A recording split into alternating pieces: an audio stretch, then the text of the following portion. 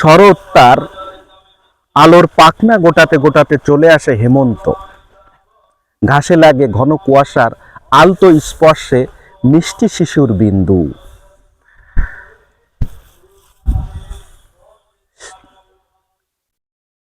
দুয়ারে আসে মৃদু বাতাসে, প্রাণ দোলা দেয়। না শীত না গরমে প্রাণ জোড়ায়, এক অদ্ভুত আবেশে আমাদের প্রাণ জোড়ায়। আকাশে সাদা মেঘের আঁচলে নীল রঙের ছোট ছোট টিপ দিয়ে যায়। এমন সময় শহরের লোকজন তাদের প্রাণ ছটফট করে দূর প্রবেশে বেড়াতে যাবার জন্য।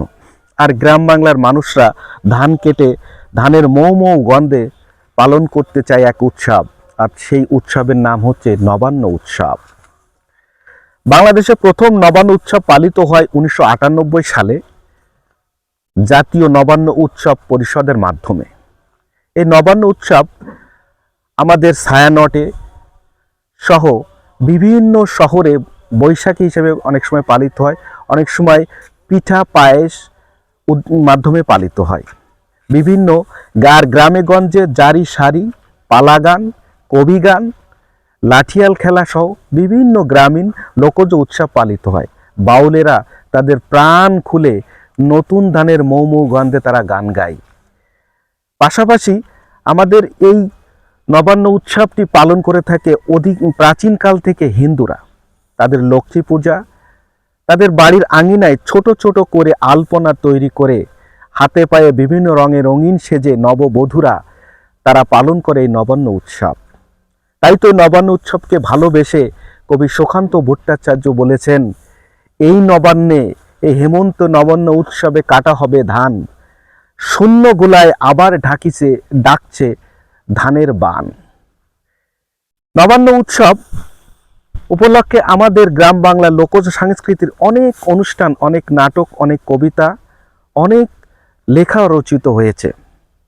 কিন্তু বড় পরিতাপের বিষয়, বর্তমানে আমাদের নবান্ন উৎসবটা কিছুটা ক্ষীয়মান হয়ে গেছে, কিছুটা নির্জীব, কিছুটা আলোকছটটা কমে গেছে। কারণ এই কৃষকরা যে ধান কাটছে, যে ধান উঠাচ্ছে, তাদের সার, বীজ, কীটনাশকের যে দাম, তাতে তারা হতাশাজনক।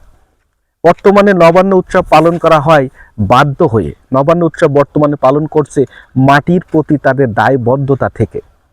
অক্ষমতার গ্লানি ঢাকার জন্য তারা এই নবান্ন উৎসব পালন করছে। বর্তমানে আধুনিক যুগে এসে এই সার বীজ এর দুষ্প্রাপ্যর কারণে তাদের নবান্ন উৎসব পালন করা খুবই কষ্টকর হয়ে যাচ্ছে। কিন্তু নবান্ন উৎসব নিয়ে রূপসী বাংলার বরপুত্র জীবন ব্যাসের কথাটা না বললেই নয়। আবার আসিব ফিরে আমি এই গ্রাম বাংলায়, হয়তোবা মানুষ নয় শঙ্খচিল শালিকের বেশে, আবার আসিব ফিরে আমি এই দেশে কার্তিকের নবান্ন বেশে। নবান্ন উৎসব নিয়ে ইংরেজি সাহিত্যিক জন কিটস বলেছেন, হু not seen the oft aimed thy store, who seek sometimes abroad may find, the sitting careless on greenery or the soft hair lifted by winnowing winds।